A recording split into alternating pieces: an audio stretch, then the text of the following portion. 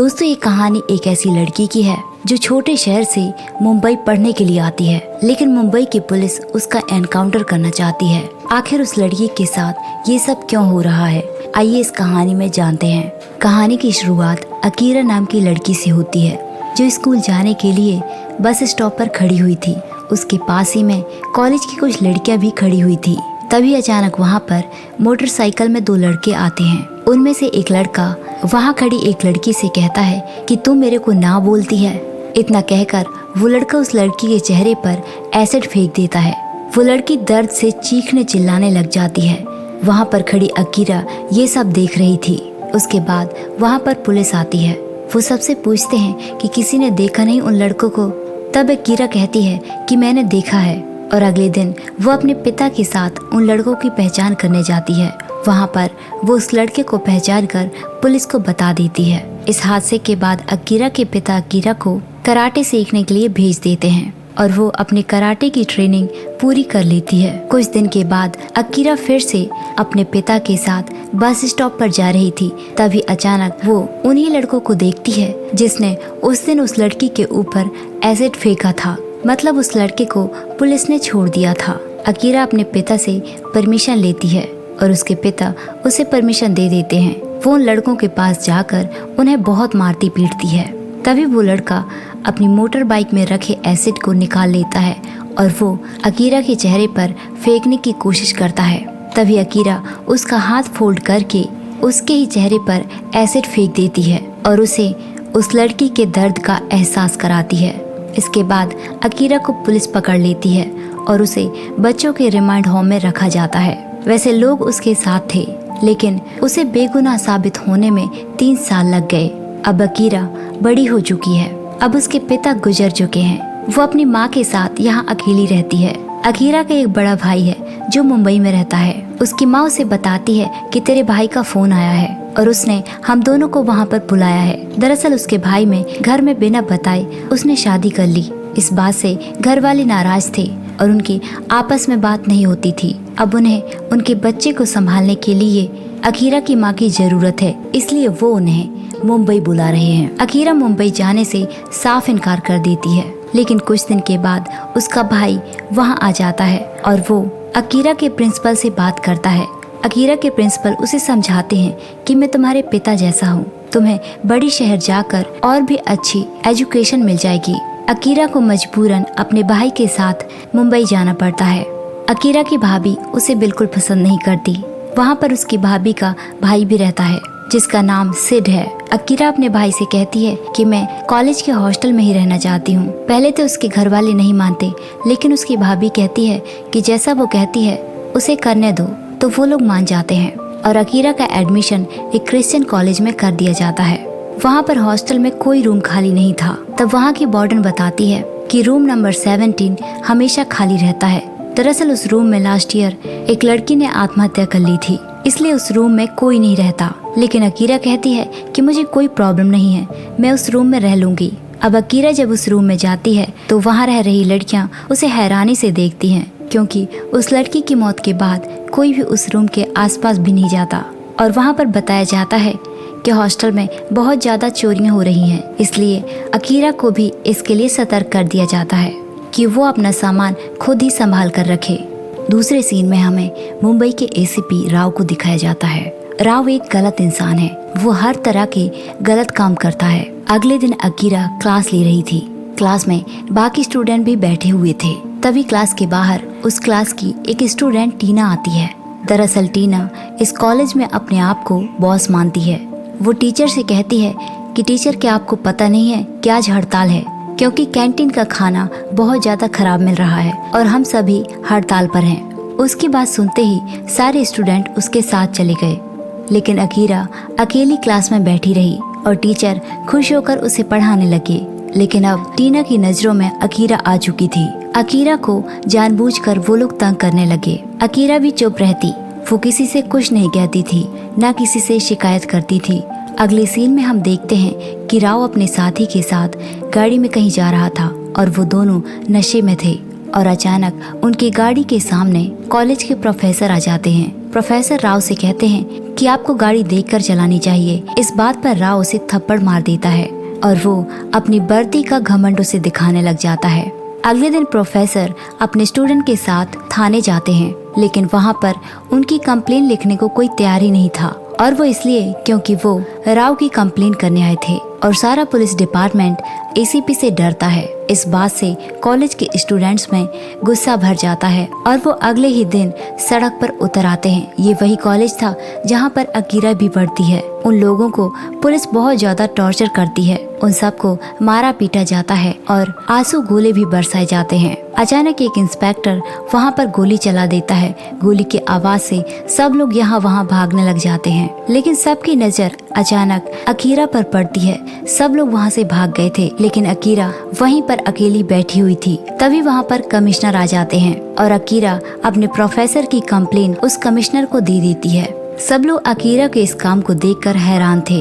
और वहीं दूसरी तरफ हम देखते हैं कि राव अपने साथियों के साथ हाईवे पर खड़ा हुआ था। वो फोन पर किसी घोटाले की बात कर रहा था। तभी अचानक पीछे से एक हाई स्पीड में कार आती है और वो कार जाकर एक खंबे से टकरा जाती है। जब वो लोग उस कार के अंदर जाकर देखते हैं तो उसे देखकर ऐसा लग रहा था कि उस ड्राइवर की मौत हो चुकी है। वो उस कार की डिग्गी खोलकर देखते हैं तो उस डिग्गी के अंदर बहुत सारे पैसे थे। राव कहता है कि करीब 7-8 करोड़ होंगे।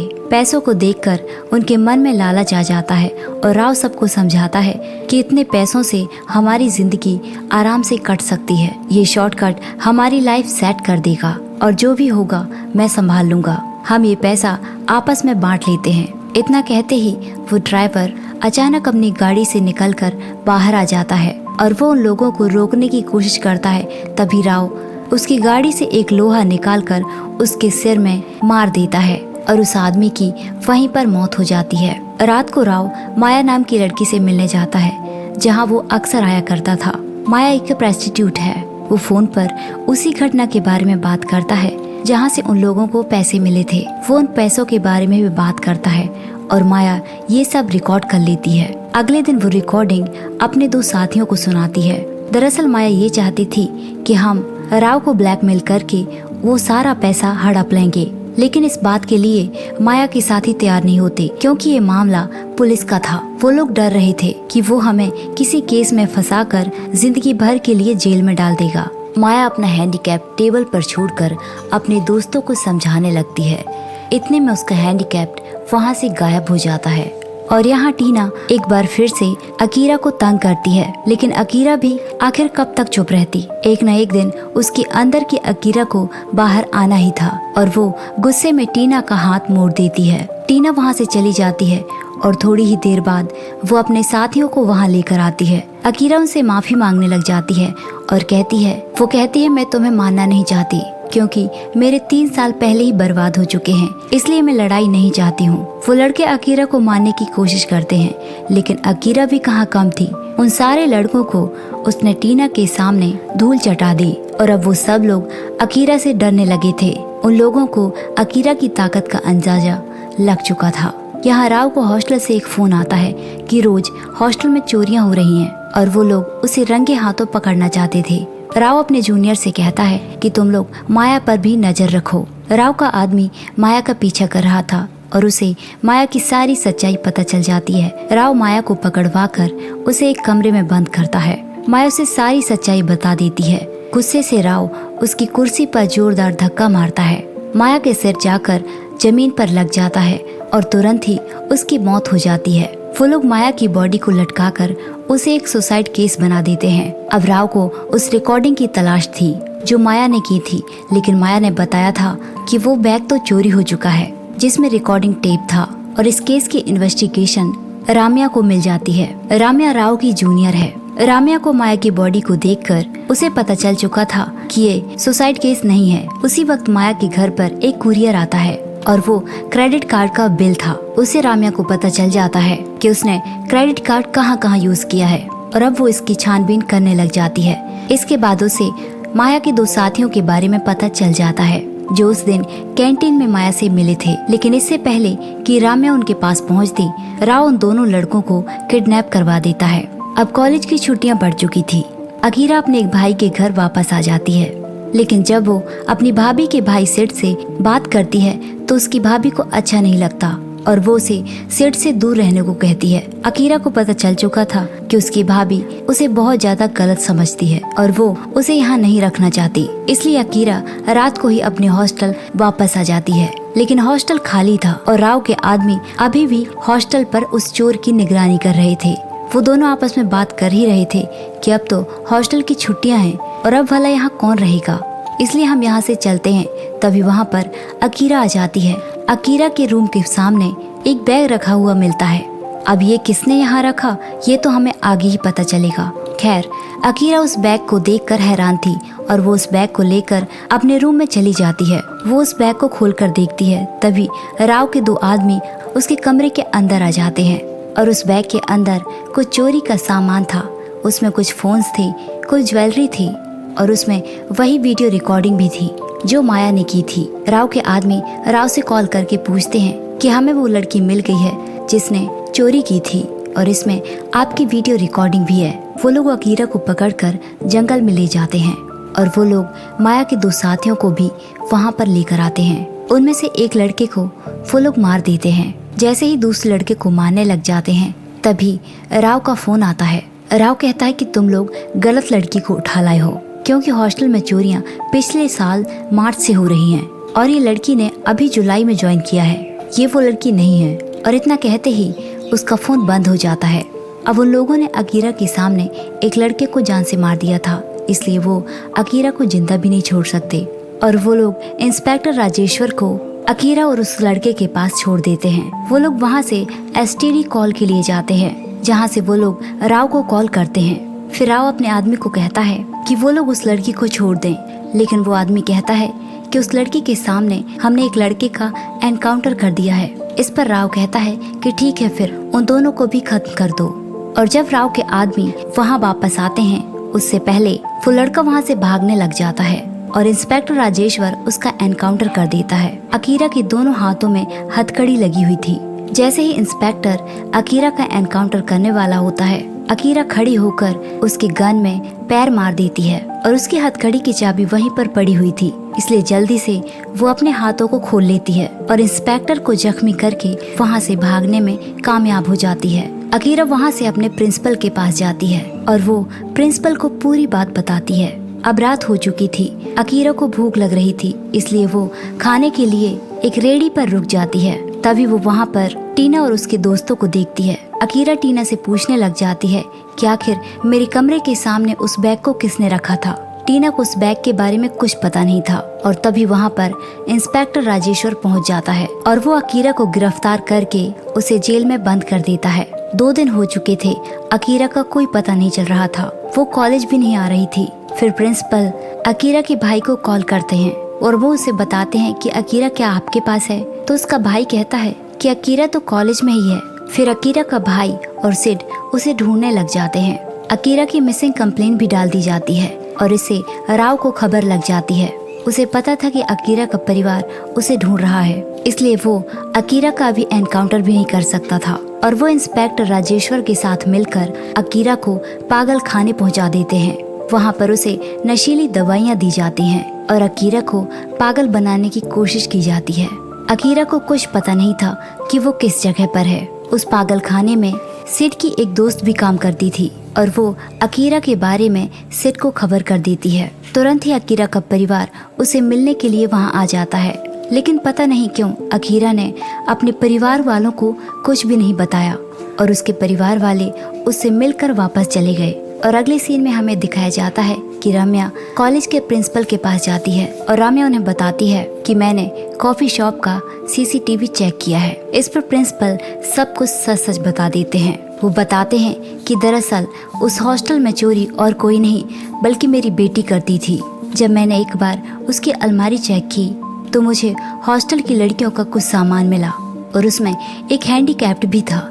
मुझे लगा कि यदि सबको ये बात पता चली कि मेरी बेटी चोर है तो मेरी कितनी बदनामी होगी। आखिर मैं कॉलेज का प्रिंसिपल हूँ, इसलिए मैंने उस दिन उस बैग को अकीरा के कमरे के सामने रख दिया और मुझे लगा कि फिर मैं वो सारा सामान उन सबको वापस लौटा दूंगा और मैटर वहीं पर सॉल्व हो जाएगा। मुझे पता था कि अकीरा इस बैग को देखकर मेरे पास ही लाएगी, लेकिन ऐसा नहीं हुआ। वो बैग पुलिस वालों के हाथ लग गया। फिर उसी रात अकीरा मेरे पास आई और उसने मुझे बताया कि वो बैग पुलिस वालों ने ले लिया है और उसमें एक हैंडीकैप्ड भी था।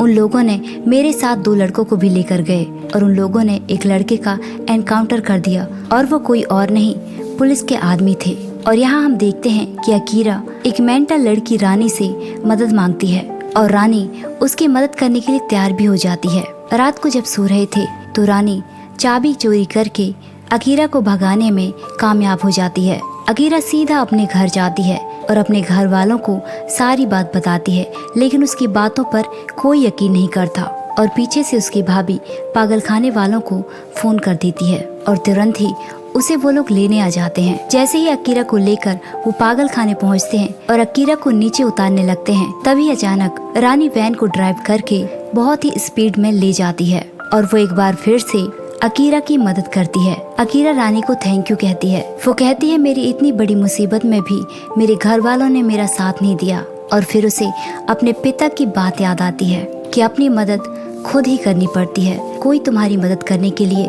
तैयार नहीं होगा। अकीरा ने अब ठान लिया था कि वो सच्चाई का पता करके ही रहेगी और अकीरा इंस्पेक्टर राजेश्वर को किडनैप कर लेती है। वो उससे पूछती है कि मुझे क्यों फंसाया गया, आखिर मेरा कसूर क्या था। राजेश्वर उसे सारी सच्चाई बताता है और अकीरा उसे धमकाती है कि जैसा मैं कहूँगी तुम्हें वैसा ही करना होगा, नहीं तो मैं तुम्हें जान से मार दूंगी। तुम पूरे कॉलेज के सामने और मीडिया के सामने सब कुछ बताओगे कि आखिर तुम लोग मेरा एनकाउंटर क्यों करना चाहते थे। राजेश्वर इस बात के लिए मान जाता है। इस बात की खबर राव तक पहुंच जाती है कि कल ऑडिटोरियम में सबको पहुंचना है और राजेश्वर कुछ सच्चाई बताने वाला है। ये बात सुनकर राव और उसके साथी घबरा जाते हैं और वो लोग राजेश्वर को ढूंढने लग जाते हैं। अगले दिन सब लोग ऑडिटोरियम में इकट्ठे हो चुके थे। वहाँ पर मीडिया और अकीरा का परिवार भी मौजूद था, लेकिन अकीरा वहाँ पहुँची ही नहीं। दरअसल राव को अकीरा और राजेश्वर के ठिकाने का पता चल चुका था। वो वहाँ पहुंचकर रानी को जान से मार देता है और जैसे ही अकीरा को मारने की बारी आती है तो राजेश्वर और राव में झगड़ा हो जाता है और इसी बीच राव राजेश्वर को भी मार देता है। और जैसे ही वो अकीरा को मारने लगता है तभी वहाँ पर राम्या अपने साथियों के साथ आ जाती है और राम्या बताती है कि मुझे हाईवे में हुए मर्डर से लेकर अकीरा की किडनैपिंग तक की सारी बातें पता हैं, इसलिए मेरे साथ चालाकी करने की कोशिश मत करना, मैं यहाँ तुम्हें गिरफ्तार करने आई हूँ। तभी राम्या को कमिश्नर का फोन आता है और कमिश्नर कहता है तुम राव को गिरफ्तार मत करना, क्योंकि हम सब ने यही फैसला किया है और इसके पीछे बहुत बड़ा कारण है। दरअसल जब हाईवे में राव और उसके आदमियों ने एक आदमी को जान से मारकर उसके पैसे ले लिए थे, वो आदमी और कोई नहीं भारतीय संघ के सबसे बड़े लीडर बबलू का भाई था और 2 दिन बाद छठ पूजा है और वो पैसे छठ पूजा के लिए ही ले जा रहा था। और यदि ये न्यूज बाहर निकली कि उसका भाई एक्सीडेंट में नहीं बल्कि मुंबई पुलिस के कुछ ऑफिसरों ने पैसों के लिए उसका एनकाउंटर किया था, तो बबलू तिवारी फिर से दंगे फसाद करा देगा। इससे बहुत लोगों की जानें चली जाएंगी, इसलिए इस केस को यहीं रोककर फाइल को क्लोज कर दो। एक लड़की की जान बचाने के लिए हम हजारों मासूमों की जिंदगी खतरे में नहीं डाल सकते। राम्या ये बात सुनकर हैरान थी, क्योंकि अभी अभी राव ने 2 लोगों का एनकाउंटर किया था, लेकिन उसके हाथ में कुछ भी नहीं था। वो अकीरा से कहती है कि तुम्हें मासूम लोगों की जान बचाने के लिए फिर से पागल खाने जाना पड़ेगा और अब तुम ही हो जो लोगों की जान बचा सकती हो। और राम्या अकीरा को वहीं छोड़कर चली जाती है। अब अकीरा के पास कोई रास्ता नहीं था, वो या तो पागल खाने चली जाए या फिर इन सब को खत्म कर दे। और वो वही रास्ता चुनती है जिसका किसी को अंदाजा नहीं था। वो वहीं पर पड़ी बंदूक को उठाकर राव और उसके साथियों का एनकाउंटर कर देती है। बंदूक की आवाज सुनकर राम्या वहाँ पर वापस आती है और अकीरा ने खुद ही पागल खाने जाने का फैसला किया। जिस झूठी रिपोर्ट के तहत अकीरा को मानसिक तौर पर बीमार करार दिया गया, उसी रिपोर्ट के तहत राम्या ने उस पर कोई केस दर्ज नहीं होने दिया। कुछ दिन के बाद अकीरा को बाइज्जत घर जाने की मंजूरी मिल गई, जहां वो अपने पिता के बताए हुए रास्ते पर चलने लगी। देश की हर बेटी को अकीरा बनना चाहिए, जो अपनी ताकत के दम पर जीना सीखे। और ये कहानी यहीं पर खत्म हो जाती है। तो दोस्तों, ये थी हमारी आज की कहानी। हमारी कहानी आपको कैसी लगी कमेंट करके जरूर बताइए, और ऐसी ही कहानियों के लिए हमारे चैनल को सब्सक्राइब कीजिए। Thanks for watching.